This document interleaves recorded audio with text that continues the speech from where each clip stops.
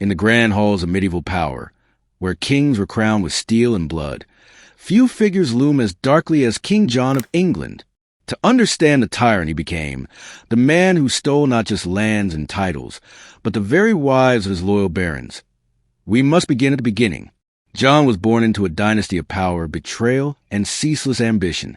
He was a son of kings, but not a king anyone expected.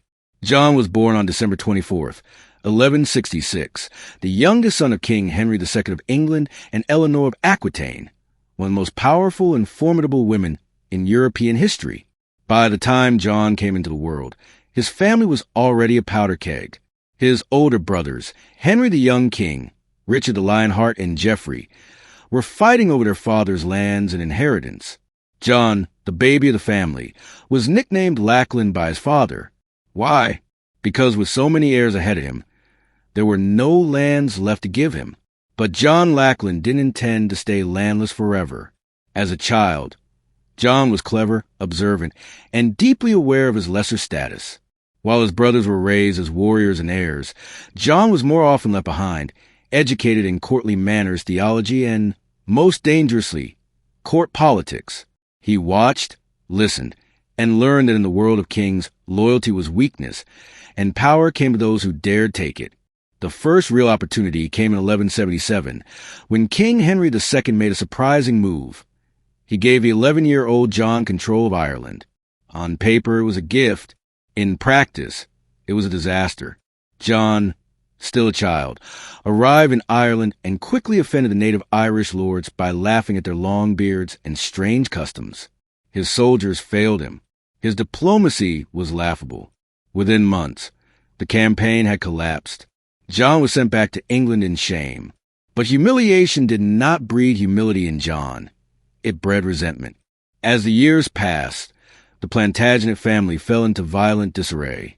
John's mother, Eleanor, was imprisoned by her own husband. His brothers rebelled against their father. In the chaos, John picked sides with the kind of opportunism that would define his reign. He backed his father against Richard the Lionheart. Then, when Richard triumphed, he switched sides and begged for mercy. When Richard became king in 1189, John was granted lands and wealth, but still no real power. That didn't stop him from plotting. While Richard went on crusade, John stayed behind and schemed. He tried to seize the throne, forging alliances with enemies, and even offering bribes to King Philip of France. For a time, it seemed he might pull it off. But Richard returned unexpectedly and crushed the rebellion. Again, John begged for mercy. Again, he was spared. But fate finally smiled on John in 1199.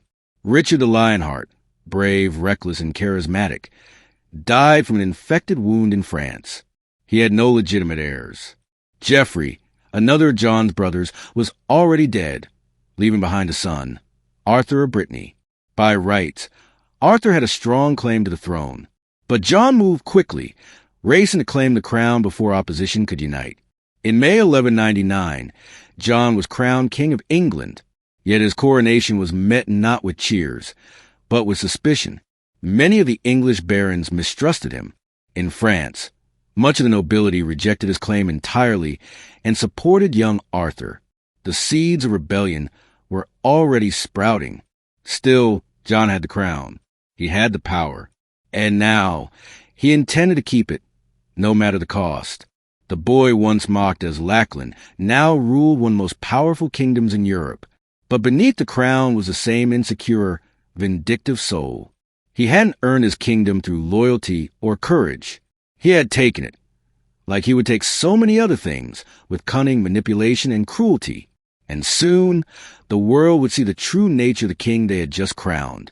Not a noble ruler, not a man of the people, but a predator in a crown, one who would steal wives, betray allies, and plunge England into civil war.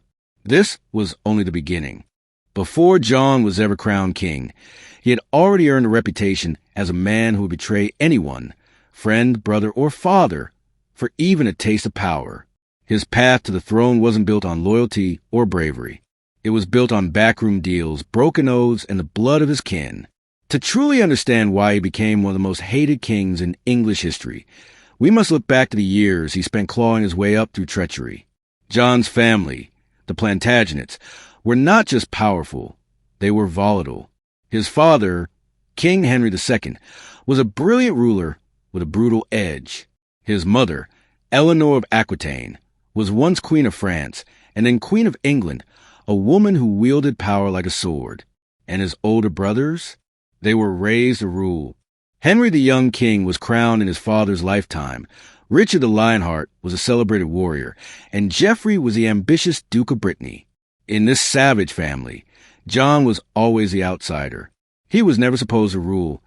He was the spare, the leftover. But what he lacked in status, he made up for with cunning.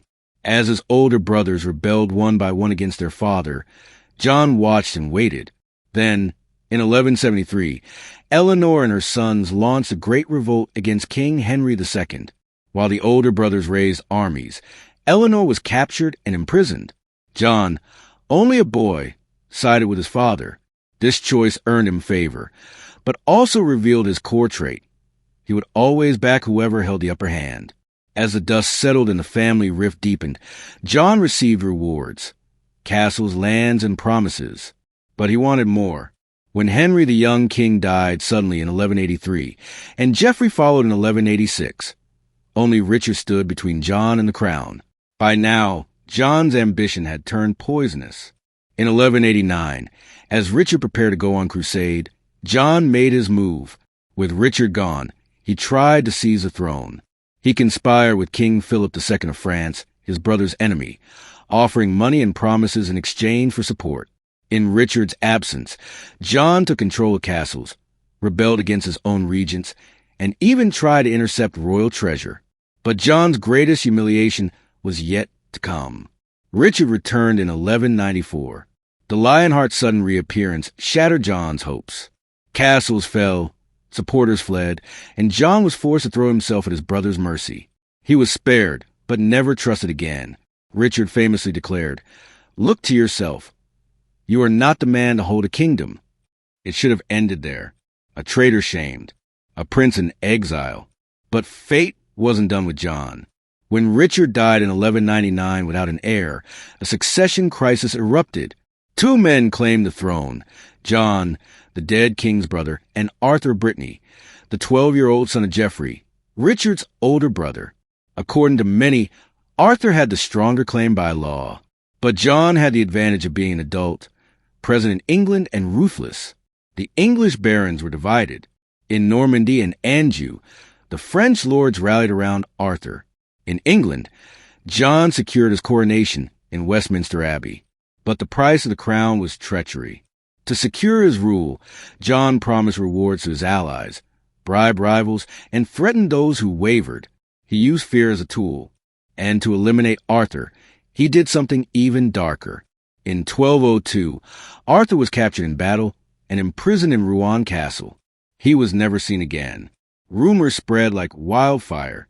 Some said Arthur was murdered by John's own hands, drowned in the Seine with stones tied to his body. Others said he was tortured. No trial, no witnesses, no burial. Just silence. This act, more than any other, sealed John's reputation. He was no longer just an ambitious prince. He was a fratricide, a destroyer of blood ties, a man who would kill a child, his own nephew, to keep power. The French were horrified. The nobility in Anjou and Brittany turned against him. Even in England, many barons began to whisper, "If this is how he treats family, how will he treat us?" The answer would come soon. King John's reign was just beginning, and already it was soaked in treachery. The betrayal of his brother, the possible murder of his nephew, alliances made and broken in a heartbeat, power taken not through right or might, but through poison and shadow. And behind the politics, behind the wars and treaties, another darkness stirred. Because now, with absolute power in hand, John began to indulge his most personal vices. He had taken a crown. Now he would take what he truly desired, the wives and daughters of the very nobles who served him. But that story belongs to the next chapter. The coronation of King John in May 1199 was not a celebration. It was a calculation. The English barons didn't love him, but they feared civil war. The church didn't trust him, but they needed stability. The common people had no say at all. Yet all who watched that crown settle on John's head knew this was no lion like Richard, no justiciar like Henry. This was a man with a bottomless hunger for land, gold, obedience, and women. Almost immediately, King John began to wield his power like a whip. His rule wasn't based on diplomacy or honor. It was built on bribes, threats, and ruthless punishment. The barons who supported him expected rewards. What they got was extortion. John viewed the crown not as a duty, but divine license to do as he pleased. And what he pleased was often despicable.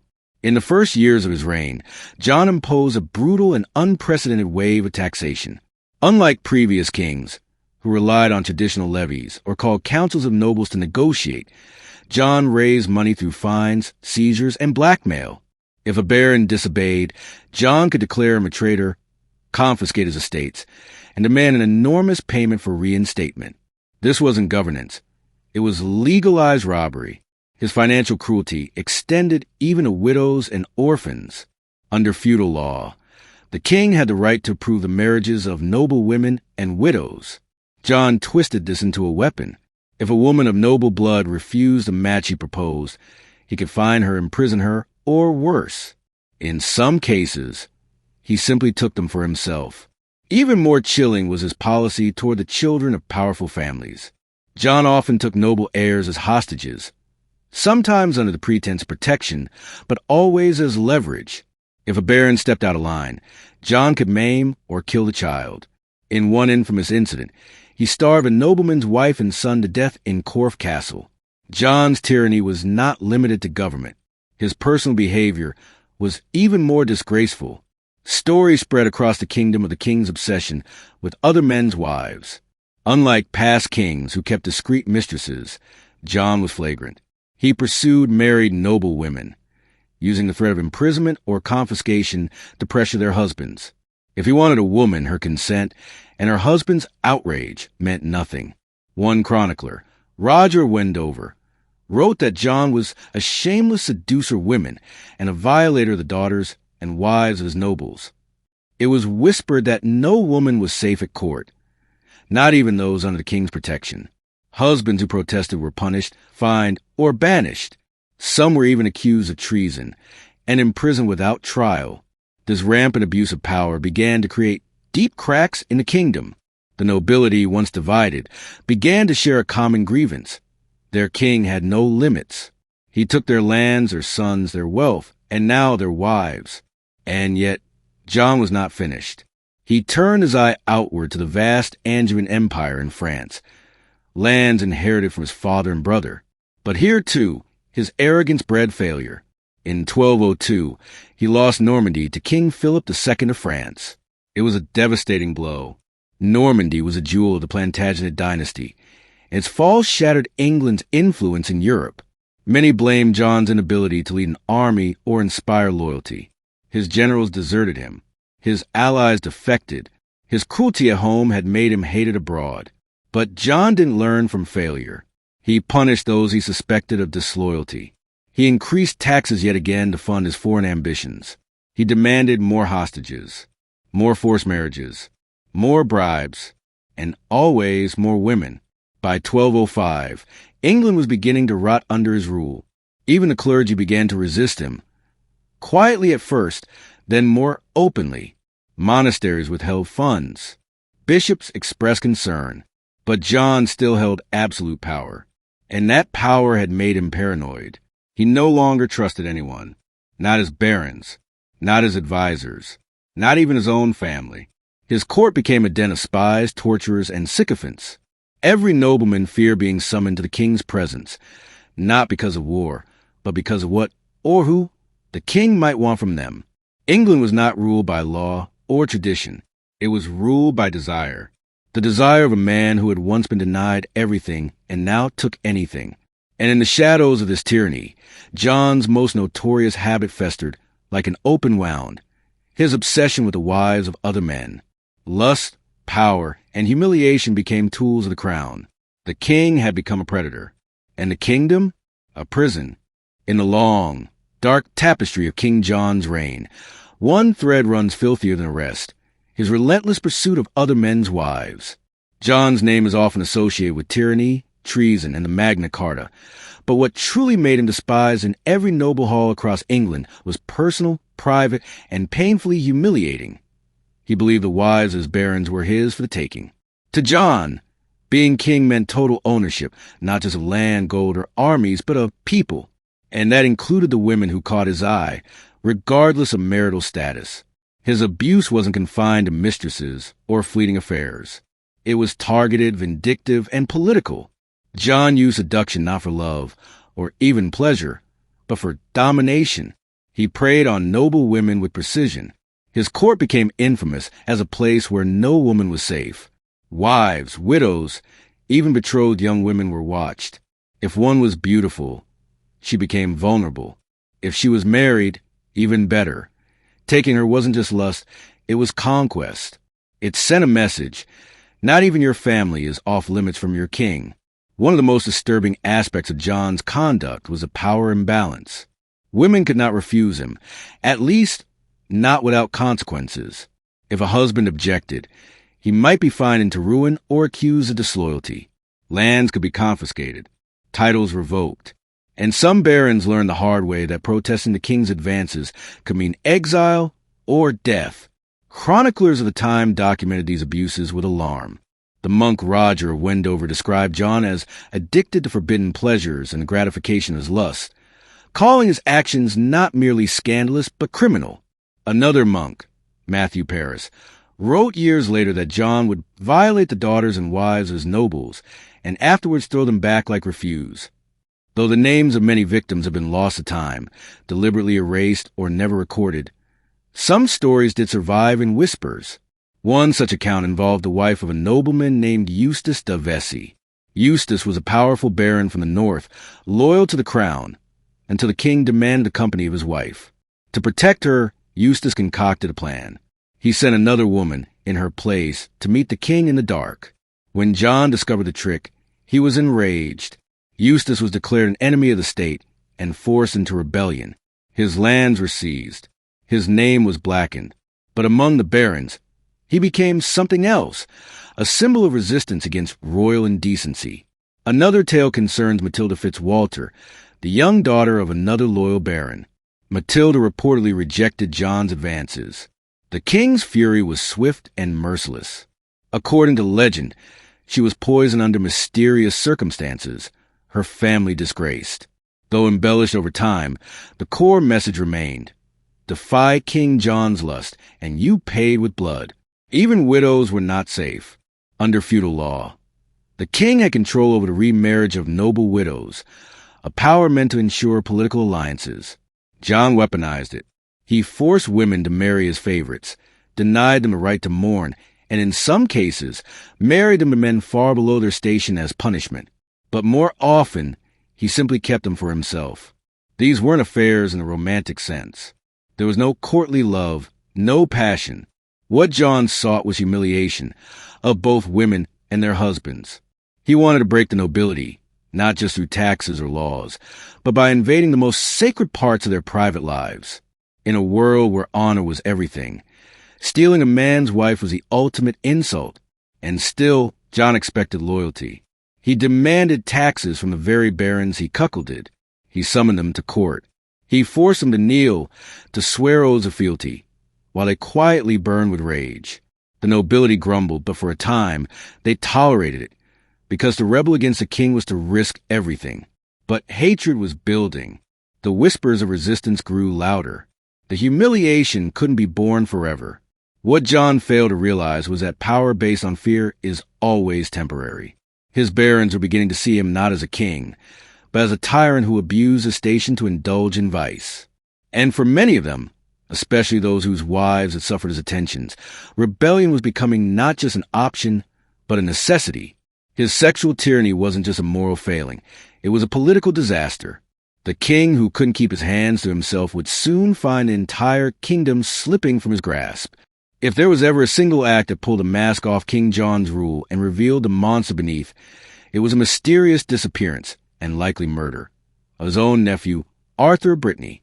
This event didn't just fracture the fragile loyalties in John's kingdom. It marked him as a tyrant who would stop at nothing to hold power, not even if it meant killing a child of royal blood. Let's rewind to the early days of John's reign.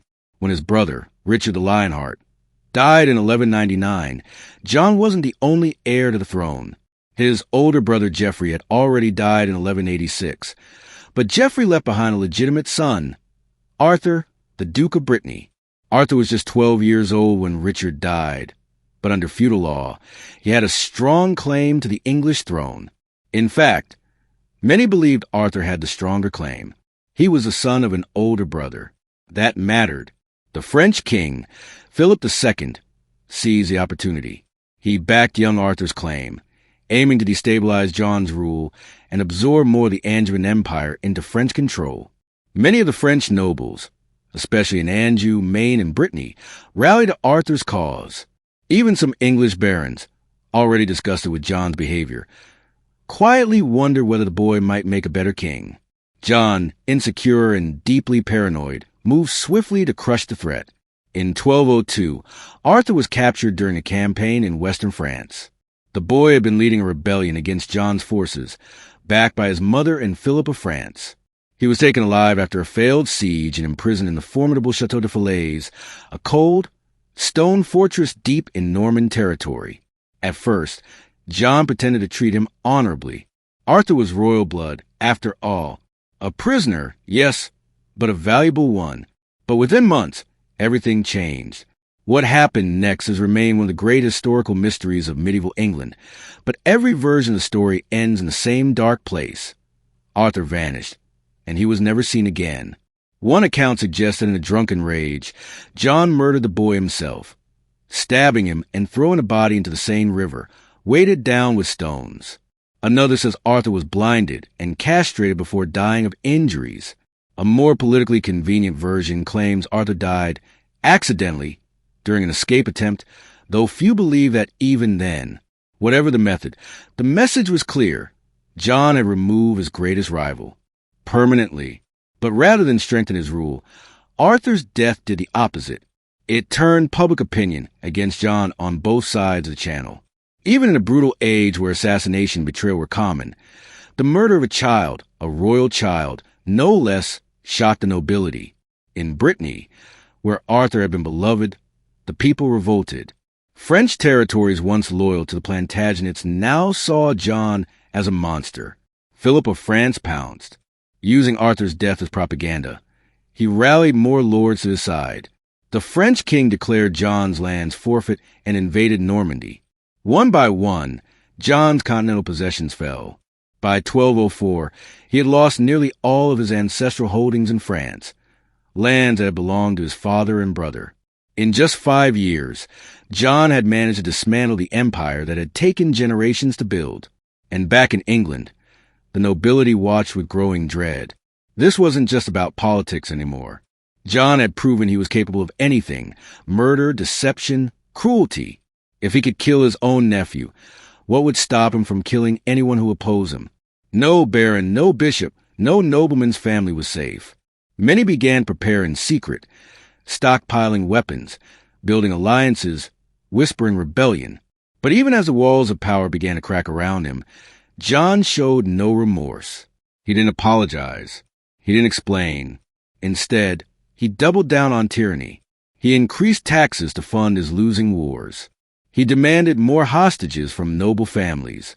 And worst of all, he continued his personal campaign of lust and humiliation, forcing his way into the lives of his barons by stealing their wives and daughters. Arthur's murder wasn't a moment of weakness. It was a demonstration. It said, "I will do what I must to remain king. There are no lines I won't cross."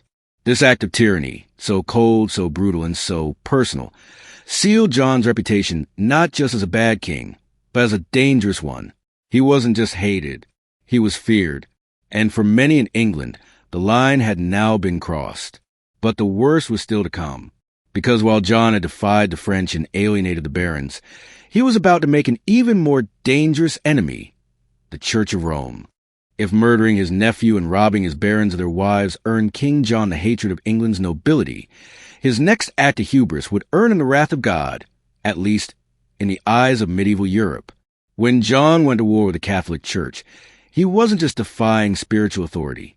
He was declaring himself the ultimate power in the kingdom. The fallout would nearly destroy him and the country with him. It all began with a death. In 1205, Archbishop Hubert Walter of Canterbury died. He had served under multiple kings, including John's father, Henry II, and had always tried to balance royal power with religious obligation.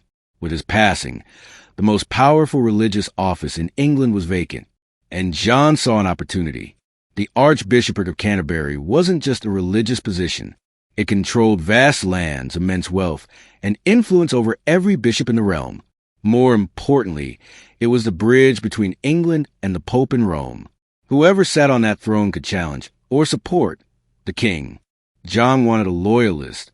He tried to force his candidate, John de Grey, into the seat. But the monks at Canterbury, backed by the Pope, had other plans.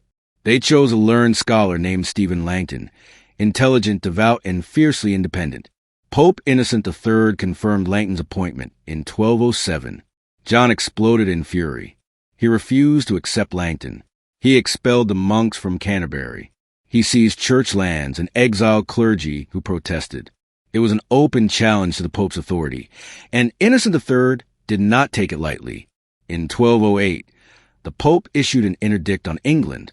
An interdict was a devastating spiritual weapon. Churches were closed. Sacraments were suspended. No marriages, no burials, no baptisms. For the average English Christian, it was like being cut off from heaven. The dead could not be buried in holy ground. The living could not confess their sins. The entire kingdom was placed under divine lockdown. And John didn't flinch. He seized a moment to confiscate more church wealth. Monasteries were stripped. Clergy were taxed or imprisoned. Bishops fled the country. John used the interdict as a justification to rob the church blind and fill his own treasury. He needed money to pay mercenaries, bribe barons, and fund his doomed campaigns in France. But in 1209, the situation escalated even further. Pope Innocent excommunicated King John. In the medieval world, excommunication wasn't just a personal disgrace. It meant spiritual death. A king who was excommunicated was no longer a legitimate ruler in the eyes of God. His oaths were invalid. His vassals were released from loyalty. Even other kings were encouraged to invade and depose him. And one king listened. Philip II of France, already at odds with John over Normandy. Philip now had holy justification to invade England and replace the excommunicated tyrant. The Pope gave his blessing. A French army began preparations. The barons of England, already exhausted by John's greed and depravity, began to see a way out, maybe even a better king. John, cornered, humiliated, and hated by nearly everyone, made an unthinkable move. In 1213, he submitted. He bent the knee to Rome. Literally, John agreed to accept Stephen Langton as archbishop. He returned the stolen church lands. But more than that, he made a deal that stunned Europe. He surrendered England and Ireland to the Pope as papal fiefs. That's right. John gave his entire kingdom to the Pope and promised to pay an annual tribute to Rome. In return, he was forgiven and reinstated as a legitimate monarch. It was a masterstroke of political survival and a final betrayal of England's sovereignty. To many of his barons, it was the last straw. Their king had not only stolen their wives, murdered his nephew, and bankrupted the realm. He had now sold their homeland to a foreign power to save his own skin. The Pope, of course, was thrilled. But in England, John's name became synonymous with shame. Chroniclers of the time were savage in their judgment. One monk wrote, "He who was unworthy to rule his own house now claims to rule the house of God." The nobles, who had long simmered with rage, began to boil. John's temporary peace with Rome did little to calm the rebellion that was gathering. The church may have absolved him, but the people had not. In fact, the king's groveling submission only confirmed what many already believed, that John was not protector of the realm, but its worst enemy, a man willing to betray his people, a king willing to sell his kingdom, a tyrant who bowed to no law but his own lusts, until even God turned his back. And now, that fury was about to erupt. The barons would rise, and King John's stolen crown would soon teeter on the edge of civil war. By 1214, King John had exhausted nearly every ounce of goodwill in England. His war with the church had left the realm spiritually wounded. His greed and abuses had turned his barons against him. And now, to make matters worse, he was facing the full military might of France. But in typical John fashion, instead of confronting the crisis with courage or cunning, he blundered forward, waging wars he couldn't win and creating humiliations he would never live down. The legend of his failure wasn't just written in chronicles. It was sealed in mud, gold, and loss. Let's set the stage. John had lost most of England's continental territories to King Philip II of France. Normandy was gone. Anjou and Maine were slipping. His barons wanted them back, and John, desperate to reclaim his pride, promised a grand invasion to win them over. He planned a two-pronged attack. John himself would land in western France, while a northern army led by his nephew Otto, the Holy Roman Emperor, would engage Philip in Flanders. The strategy was sound on paper. In reality, it was doomed from the start. John's campaign in the west made some early progress. He surprised French forces, took a few castles, and seemed to be regaining momentum. But back in the north, his allies were falling apart. Otto and his forces were crushed at the Battle of Bouvines in July 1214, a decisive and catastrophic defeat. The French, now emboldened, turned all their attention back to John. His entire military effort collapsed in an instant. What followed was more than just a military failure. It was a national disgrace. John returned to England, humiliated and empty-handed. Worse still, he was broke. War is expensive, and John had been draining the kingdom dry to fund it. His endless scuttage, money paid by barons to avoid military service, land seizures, and taxes had created enemies on every level of society. Now, with no victories to show and no lands regained, his authority crumbled. But the worst moment, the one that cemented his reputation as a cursed and incompetent ruler, came the following year in 1215. That was when he lost the crown jewels. The story has become legend. John, fleeing a baronial uprising, was crossing the Wash, a treacherous estuary on England's east coast, filled with quicksand and rising tides. He was transporting his royal baggage train, which included gold, treasure, and the regalia of the English crown. As John rode safely ahead, his wagons bogged down in the mire. The tide came in, and the treasures of the English monarchy, the crown jewels themselves, were swallowed by the sea, gone. Just like that, the symbols of his kingship disappeared into mud and myth.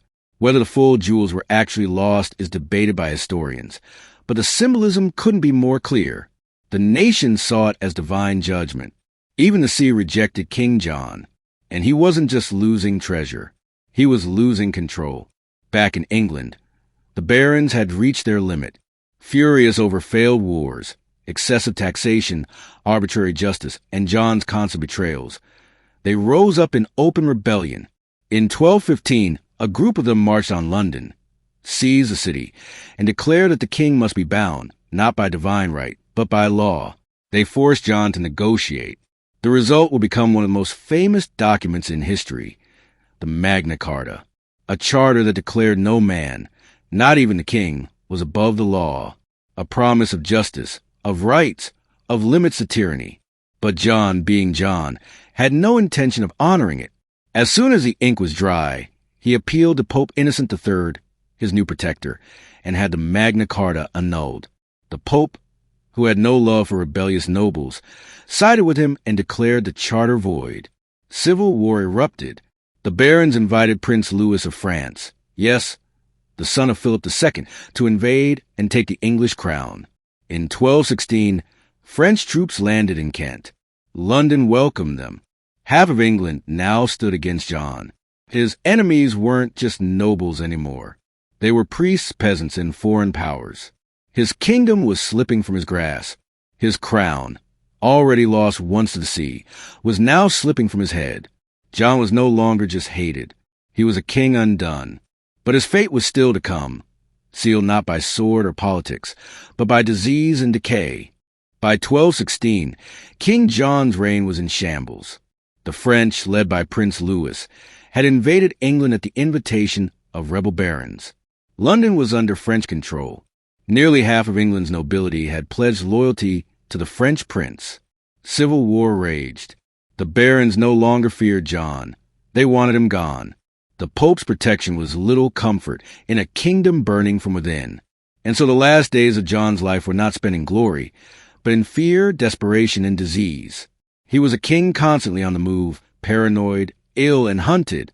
He traveled from stronghold to stronghold, trying to hold on to whatever territory was still loyal to the crown. But his support was crumbling fast. Even his own mercenaries were beginning to desert. Then, in October 1216, while traveling to the eastern countryside during a particularly harsh campaign, fate finally caught up with him. John fell ill. It wasn't a sudden illness. It was a long, rotting decline. Most historians believe it was dysentery, an excruciating gastrointestinal disease common in medieval armies. It caused violent diarrhea, fever, dehydration, and eventual organ failure. For a man already weakened by years of stress, gluttony, and poor hygiene, it was a death sentence. Ironically, it was shortly after he attempted to cross the treacherous Wash for the second time, the same marshy estuary where, just a year earlier, he had lost the crown jewels. This time, he didn't lose gold. He lost his life. For days, John lingered in agony at Newark Castle, moaning, sweating, and sinking deeper into sickness. Those around him could smell the end. He was bloated, pale, and barely conscious. He could not walk. He could barely speak. Even the physicians had given up. As he lay dying, there was no noble reflection, no remorse, no legacy to honor. This was a man who had alienated nearly everyone, his barons, his church, his allies, and even his family. His wife, Isabella of Angoulême, was far away in France. His children were scattered. His nobles were split between rebellion and indifference. Only a few loyalists remained at his side. Among them was William Marshal, one of the most respected knights of the era, who had served both King Richard and King Henry II before John. John, knowing the end was near, named his 9-year-old son Henry as his heir and begged Marshal to support the boy's claim. Marshal, out of loyalty to the crown, nodded John, agreed. It was perhaps John's only act of foresight in a lifetime of failures. And then, on the night of October 18th, 1216, King John of England died. There were no grand processions, no national mourning, no canonization or saintly lies told in memory.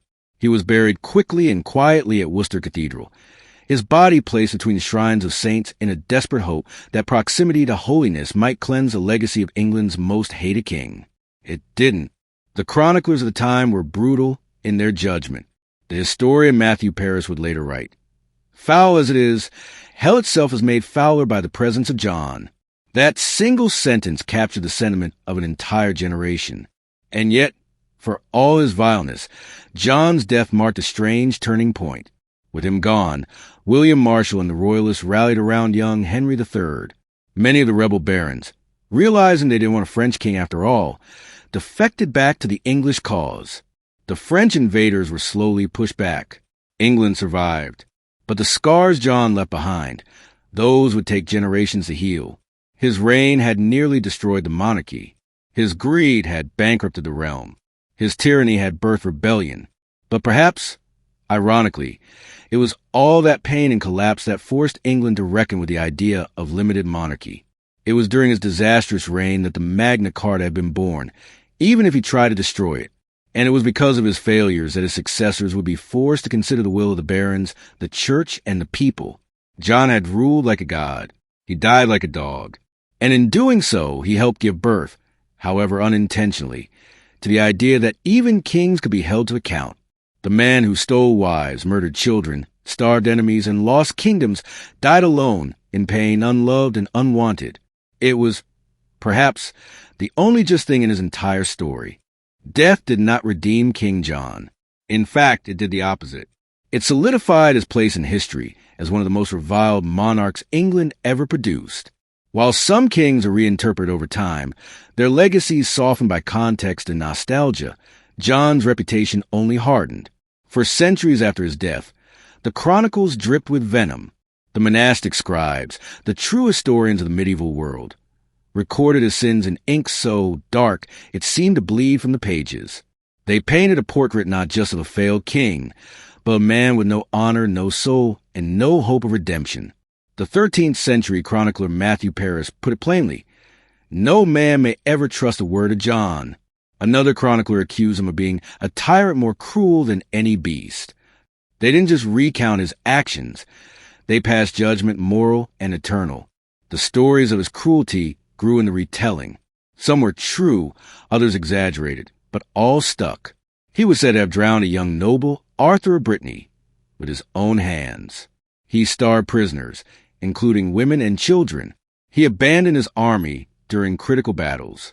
He blackmailed, lied, and extorted his own barons. He betrayed oaths. He broke pacts. He even dared to challenge the Pope, something most monarchs avoided at all costs. His lust was legendary. It was whispered that no nobleman's wife or daughter was safe from his gaze or his reach. He was accused of abductions, forced affairs, and using marriage alliances as tools of humiliation. One French chronicler described him as more foul in body and mind than any man who ever lived. By the 16th and 17th centuries, King John had become a cautionary tale, the very model of a villainous king. Even William Shakespeare, in his play King John, could not resist the temptation to portray him as a deeply flawed monarch. Though Shakespeare's version offered a slightly more nuanced character, it still centered around betrayal, downfall, and death. But perhaps the most enduring condemnation of King John came not from historians or playwrights, but from the English people themselves. Over time, his name became synonymous with tyranny. Unlike other monarchs, no king ever took the name John again in England. There was never a John II, not even among the most ambitious or arrogant rulers who followed did any dare to claim his name. It was simply too toxic, too infamous. Even today, when royal baby names are speculated about, John never makes a list. It remains the only English royal name that died with its first bearer. Think about that. In over 800 years of monarchy, no one touched the name of King John. It had become a curse. The Magna Carta, which John was forced to sign in 1215, became a symbol of resistance to tyranny, even though John tried to destroy it immediately after sealing it. Ironically, the charter he despised became the very foundation of constitutional government in the English-speaking world. In the centuries that followed, rebels and reformers would invoke the Magna Carta as proof that kings could be held accountable. Parliamentarians, revolutionaries, and commoners would all cite the document to push back against authoritarian rule. So in a twisted way, John's wickedness created the blueprint for liberty. He was a king who tried to rule without limits, who stole wives, murdered children, defied the church, and taxed his people into starvation. And yet, in provoking a rebellion, he inadvertently forced England to build a framework of rights. But none of that redeemed him. His legacy was not noble reformer or tragic ruler. His legacy was failure. A king whose people cheered his death. A monarch whose name became a ghost. A man so detested that even the church couldn't canonize him with fabricated miracles, as they often did with flawed kings. He became the ultimate what not to do in the royal playbook. His tale was retold to frighten children, to shame kings, and to warn nobles of unchecked power. From tavern songs to university lectures, King John lived on as a specter of all the worst instincts in leadership: greed, lust, cruelty, cowardice. Even now, in the 21st century, his name echoes with disgust. Historians debate many things, but not this. John was a disaster. He reigned for 17 years and left behind a nation in ruin, a family in turmoil, and a legacy that reads like a criminal indictment. It's fitting, then, that he died alone, rotting from within, just like the kingdom he tried to rule. King John didn't just lose his crown. He lost his honor. Forever. When King John of England died in 1216, few mourned. The throne passed to his young son, Henry III, and the country began its long road to recovery. But John's shadow lingered, dark, oppressive, and unforgettable. In life, John was a tyrant. In death, he became a blueprint for resistance. His reign, though marked by cruelty, cowardice, and chaos, inadvertently birthed one of the most important political transformations in history, a shift that would resonate across centuries and continents. Let's start with the most famous artifact of his reign, the Magna Carta.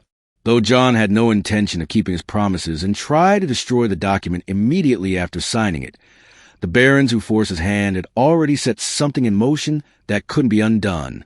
The Magna Carta was reissued after his death and reinterpreted by later rulers. Over time, it evolved from a narrow list of baronial demands into a symbol of liberty and rule of law. It introduced revolutionary ideas. No one is above the law, not even the king. Due process must be observed before punishment. Taxation required consent, a concept that would later spark revolutions. These were radical notions in a feudal world dominated by divine right monarchies. Yet they were born from the chaos of John's misrule. And while it may seem ironic that a tyrant should be the midwife of liberty, it's not uncommon in history.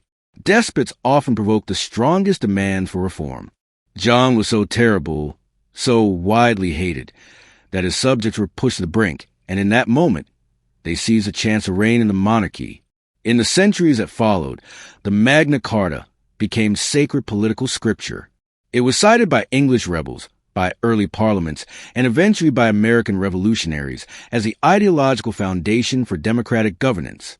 King John, the greedy, manipulative, wife-stealing king, accidentally set the stage for constitutional monarchy, and even democracy.